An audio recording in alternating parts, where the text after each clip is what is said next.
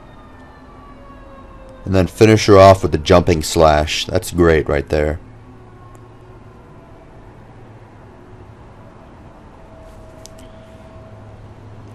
Okay, so moving on.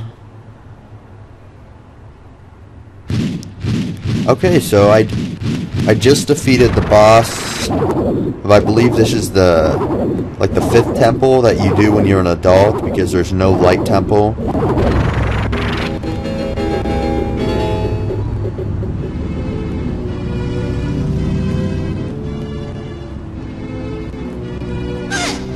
So they have halos. So is there an afterlife in this game, like a heaven and hell? Oh yeah, because I thought that when the sages, when they die, they become a sage or something.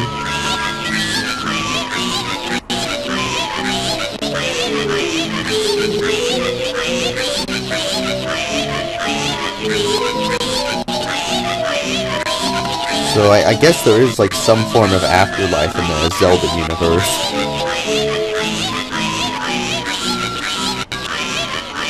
I wonder what heaven is like in this.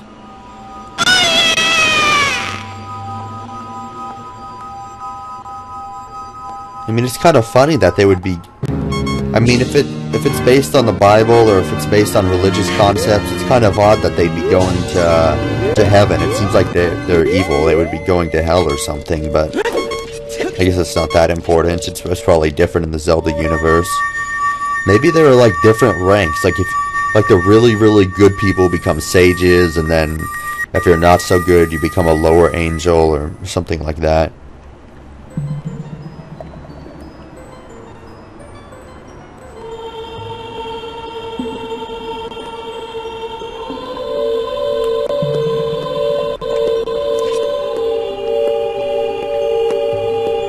Okay, so if my previous theory is correct, and that they become, these people become sages after they die, because the Goron King, when he went to face the dragon, it was only after that he became a sage, so my assumption was that he had to have died or something.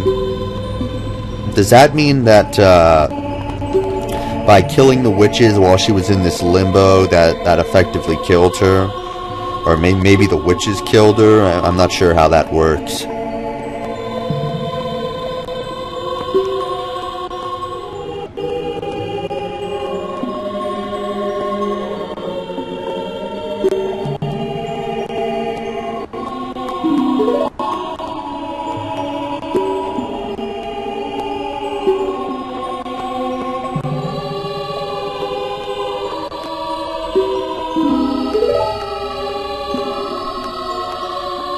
Oh, so she did give me something special after all. She gave me this medallion.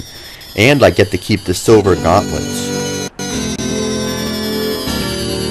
So if you remember from part 21, you know, they force you to make this promise with her in order to proceed with the game. You have to promise that you'll give her the Silver Gauntlets so she can go through the temple, and then she says she'll, quote-unquote, do something great for me.